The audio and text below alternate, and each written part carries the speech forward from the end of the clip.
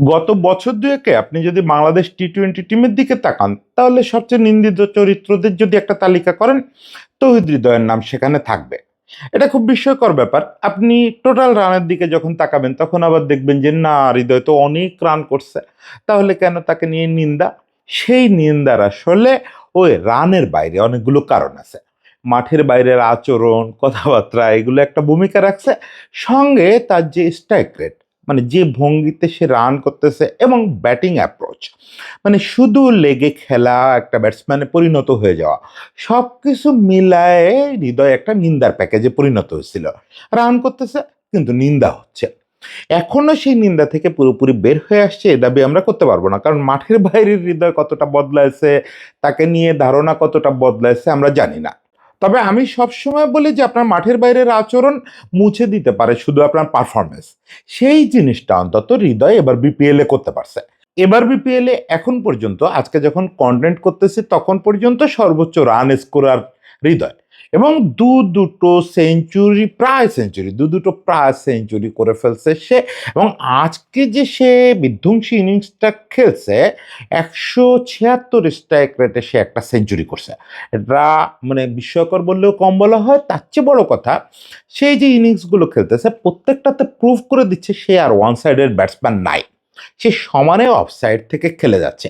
এই পুরো ব্যাপারটা আমাদের জন্য বিশাল একটা আশার খবর, এবং একটা নতুনত্বের খবরও হতে পারে।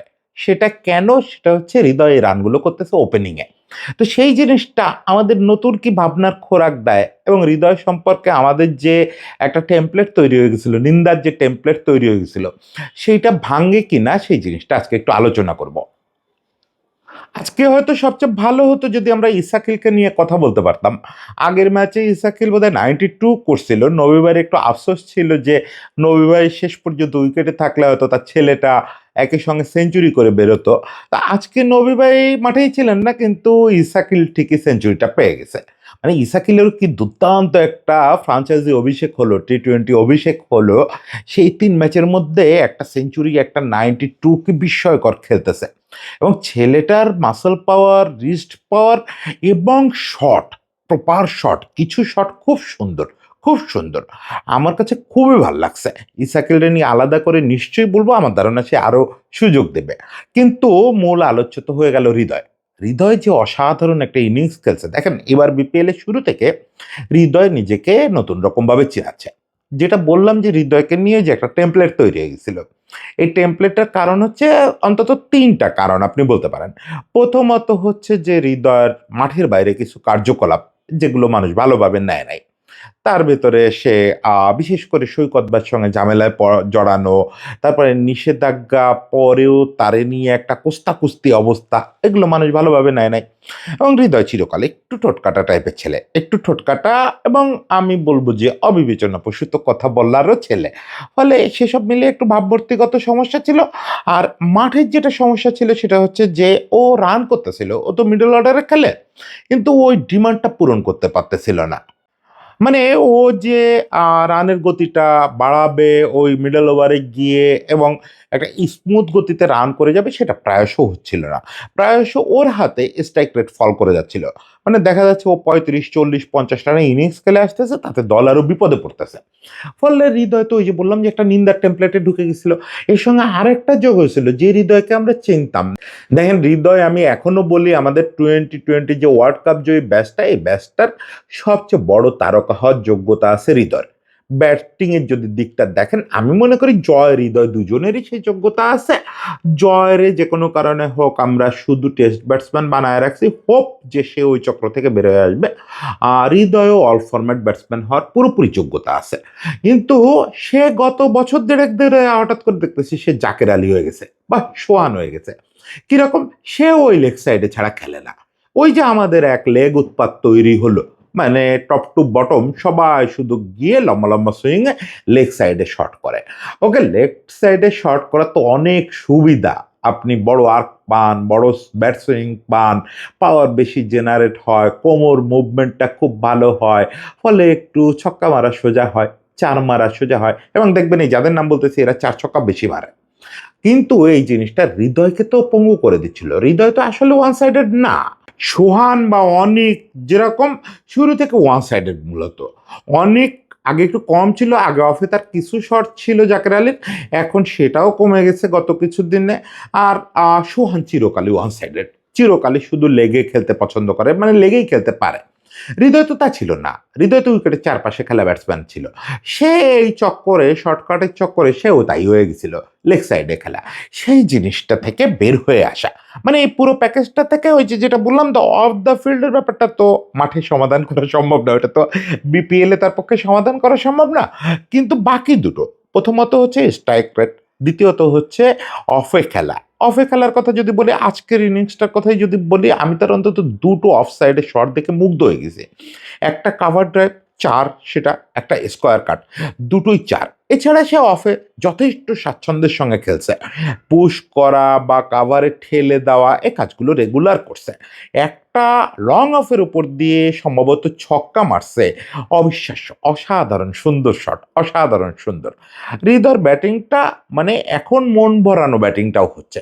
আর আপনি যখন মন ভরানো ব্যাটিং করবেন, উইকেটের চারপাশে খেলবেন, আপনার স্ট্রাইক রেট বাড়বেই, এটা বাড়তেই হবে। সেটাই হয়েছে আজকে। দেখেন 176, 176 স্ট্রাইক রেটে সে ব্যাট করছে। এখন এই জিনিসটা আমাদের অনেকগুলো উপকার করে দিল। প্রথমত স্ট্রাইক রেটের আলোচনাটা হৃদয়ের নাম থেকে একটু সরে গেল, হোক সেটা বিপিএল, হোক না যে কোনো ফরম্যাটেই আপনি যখন রানটা তুলতে পারেন, ওটা খুব গুরুত্বপূর্ণ ভালো স্ট্রাইক রেটে।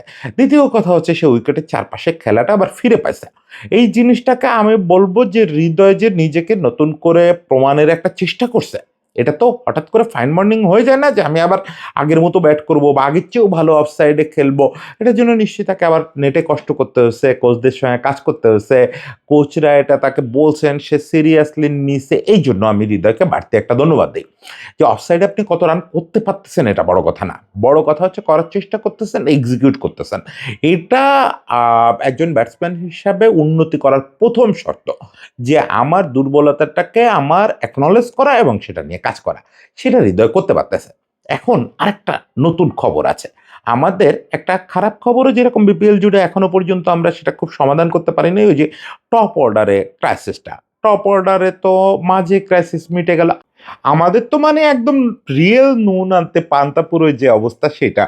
টপ অর্ডার রান করতেছে, মিডল অর্ডারে রান নাই, মিডল অর্ডার রান পাচ্ছে, টপ অর্ডারে রান নাই। মানে এটা একটা হলে আর একটা হয় না। টপ অর্ডার নিয়ে দীর্ঘকাল দুশ্চিন্তা ছিল, সেটা মিটলো সাইফ আশায়। তানজিদ তামিম, ইমন এরা ভালো করতেছিল, লিটন আছে, সব মিলে টপ ফোর আমাদের রান পাচ্ছিল। হঠাৎ করে বিপিএল এর শুরুর দিকটায় আমরা আবিষ্কার করলাম যে চারজনের কেউই রান পাচ্ছে না। পরে তানজিদ তামিম একটা ইনিংস খেললো, এই মোটামুটি ভরসা হয়ে থাকলো। সবচেয়ে বিভৎস হচ্ছে সাইফের অবস্থা। সাইফ আমাদের বড় ভরসা ছিল লাস্ট মাস ছয়েক, বড় বড় ইনিংস খেললো, ভালো ভালো ইনিংস খেললো, সেই ছেলেটা নতুন বল খেলতেই পারতেছে না।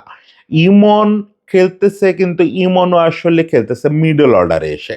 ইমন নতুন বল খেলতে পারতেছে না, ইমন 4 নম্বরে এসে খেলতেছে। লিটন মানে শুরুতে তো বিভৎস অবস্থা ছিল সাইফের মতো, একটু কাটায় উঠছে, আজকে যেমন মোটামুটি একটা ইনিংস খেলছে। মানে এখন আমাদের টপ অর্ডারটা উল্টে একটা বিপদে পড়ে গেল। যদি আপনি ধরে নেন যে ইমন মিডল অর্ডারে এসে ভালো করতেছে, লিটন মোটামুটি আছে, তাহলে আমাদের টপ থ্রি কারা? টপ থ্রিতে তো রান নাই।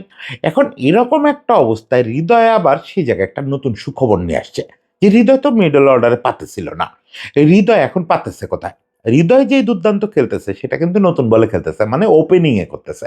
মানে ইমন আর হৃদয় দুইজন ভিন্ন ভিন্ন দলের হয়ে জায়গা সুইচ করে ফেলছে। আমি জানি না এ পুরোটা কি ন্যাশনাল টিমের প্ল্যানিং কিনা, যে যেহেতু ইমন তুলনামূলক স্পিন নেগোশিয়েটটা বেটার করে, আর হৃদয় যেহেতু পেস নেগোশিয়েটটা বেটার করে, ওকে এটা পজিশনটা ইন্টার এক্সচেঞ্জ করা যাক। এটা হতে পারে যে প্ল্যানের অংশ, হতে পারে যে হয়ে গেছে। যেভাবেই হোক, তারা বিপিএল এ এবার ভিন্ন পজিশনে গিয়ে দারুণ রান করতেছে। ইমন যেমন 4 নম্বরে দারুণ করতেছে, একই রকম হৃদয় ওপেন করতে গিয়ে দারুণ করতেছে। তো এটা আমাদের ন্যাশনাল টিমকে একটা নতুন ভাবনার খোরাক দিচ্ছে, যে একই সঙ্গে এই দুটো ছেলে রানে আছে। এটার চেয়েও বড় খবর হচ্ছে যে চাইলে আমরা তাদেরকে ইন্টারচেঞ্জ করে দিতে পারি। ইমনকে চাইলে মিডল অর্ডারে খেলাতে পারি, হৃদয়কে চাইলে ওপেন করাইতে পারি। সেক্ষেত্রে হৃদয় তামিম অনায়াসে ওপেন করতে পারে। সাইফকে আমরা বাজিতে রাখবো কিনা আমি নিশ্চিত না, সেটা আসলে ম্যানেজমেন্টের কল। তবে আমি মনে করি না যে এই কয়েকটা ম্যাচে বাজি থেকে সরে যাওয়া উচিত। কিন্তু এটা ঠিক, সাইফের অবস্থা খুবই খারাপ। তাকে আমার মনে হয় যে এই ব্যাট পেচ কাটানোর তো আসলে কোনো ওষুধ নাই।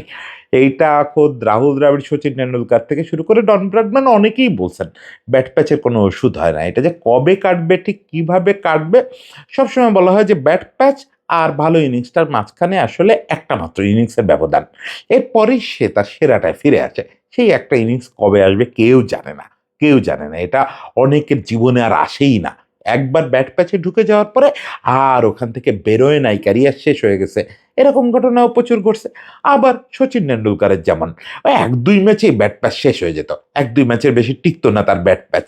এরকমও লোক ছিল পৃথিবীতে। বা ১ সপ্তাহ পরেই আবার ফর্মে ফিরে আসতো। সাইফের ক্ষেত্রে কি হবে আমরা এখনো জানি না। তবে আমি মনে করি তার উপরে বাজি ধরে যেতে হবে।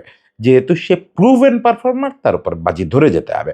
সেই জায়গাটা আমাদের বিরাট একটা সুখবর হচ্ছে যে এটলিস্ট ভিন্ন, ভিন্ন জায়গায় হলেও হৃদয় এবং ইমন, বিশেষত হৃদয় নতুন বলে যেভাবে রান করতেছে, এটা সাইফের ওই ভয়াবহ দুর্বলতাকে ঢেকে দিলেও দিতে পারে। এইজন্য অন্তত ঢাবিয়ান হৃদয়কে আমরা একটা কৃতজ্ঞতা জানাইতে পারি যে মাঠের বাইরের ব্যাপার-স্যাপার যাই হোক, আমাদের তো এই ছেলেটিকে দরকার। এই ছেলেটি যে সুন্দর পারফরম্যান্স করতেছে সেটা আমাদের একটু আশার খবর দিচ্ছে। এ অবস্থায় হৃদয়ের জন্য শুভকামনা থাকলো, বাংলাদেশ জাতীয় দলের জন্য শুভকামনা থাকলো। সবাই ভালো থাকবেন।